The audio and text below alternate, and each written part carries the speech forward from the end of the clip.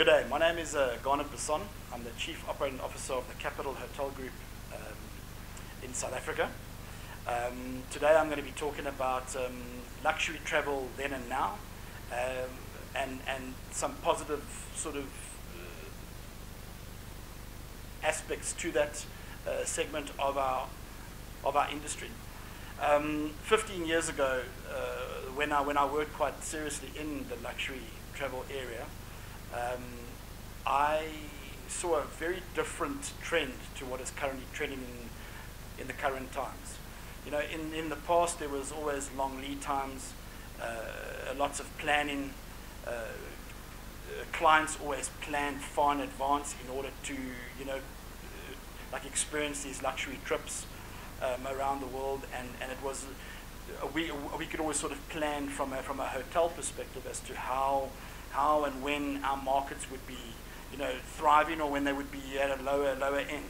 And what we've seen is that it was also gauged at a far higher income group, in the past, and we realized that was the only sort of group that did travel to our country.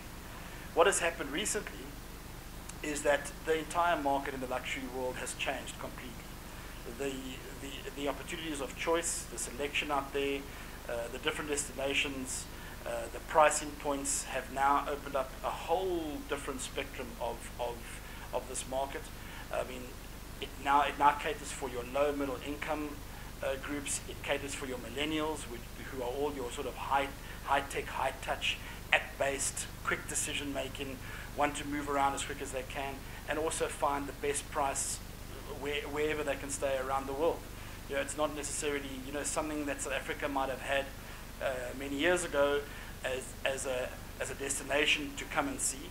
Now other countries and other destinations offer similar or better things. So the competition out there right now, I think, is far greater.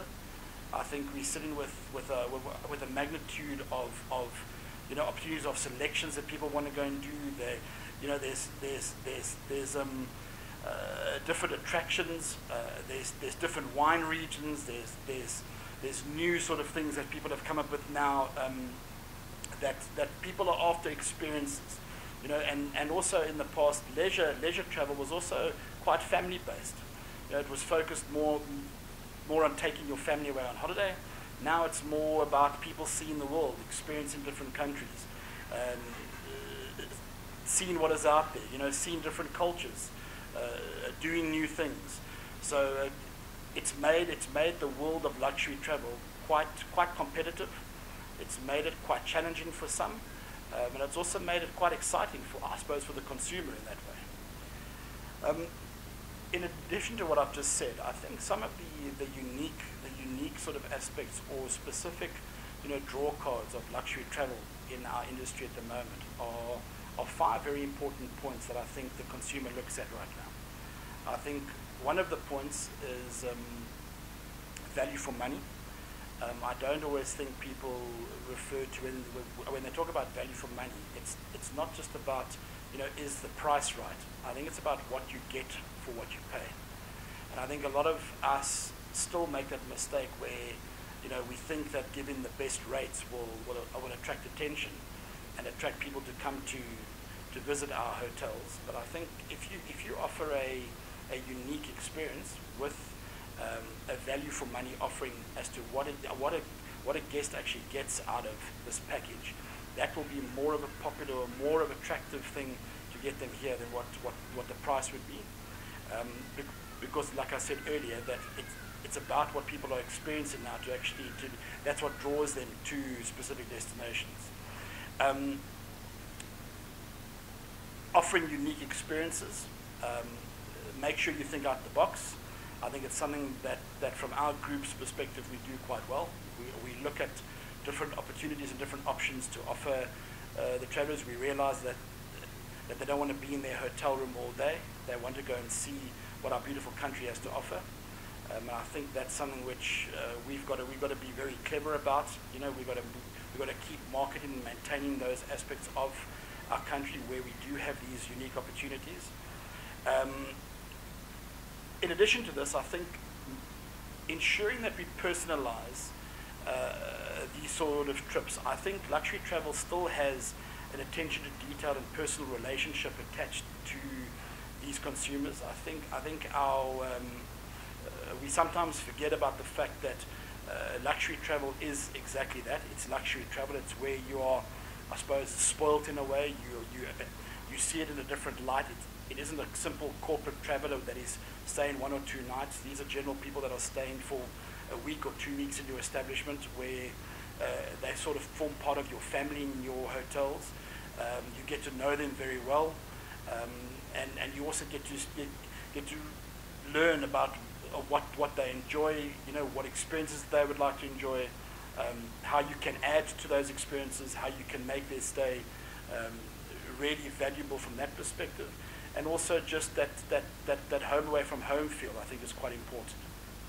And then I think another thing that a hotel sometimes forget about is the reputational side of it. Is, I think, you know, hotels are very quick to sometimes overlook the reputation that you have and that you build in this industry. Hotels with good reputations generally have a following that comes back year after year.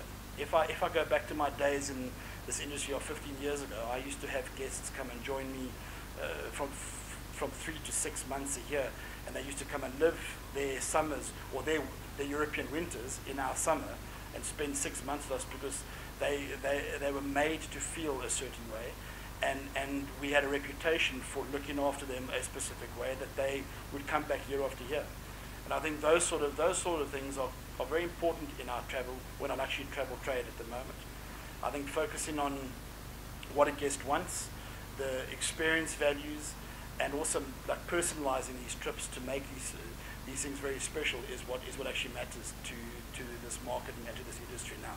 In conclusion to my presentation today, I'd just like to end off by saying that there are 2 or 3 further important aspects to this luxury travel trade, and I think that is the flexibility that you need to have in this market right now. The consumer requirements out there at the moment are endless. The opportunities out there are endless, and I think what people want are very different from each client. I think any hotel group at the moment who is not flexible, who doesn't allow for changes, who doesn't allow to try different things, they will battle in this market. In addition to that, I think pricing models with regards to the SDO world, I think your commission aspects to the SDO markets from your inbound and outbound and operators, I think those are quite important draw cards to various destinations. I think the manner in which these are again negotiated and allowed to be negotiated. A lot of people talk about specific strict contracting. In our business at the moment, we have changed that approach completely. I think it's very important for us to make it known that in the Capital Hotel Group we are very open to negotiation. We're very flexible with regards to our SDO market, because it is a new market for us. We have 3 hotels in that market segment at the moment, and one very exciting one about to launch, so watch this space.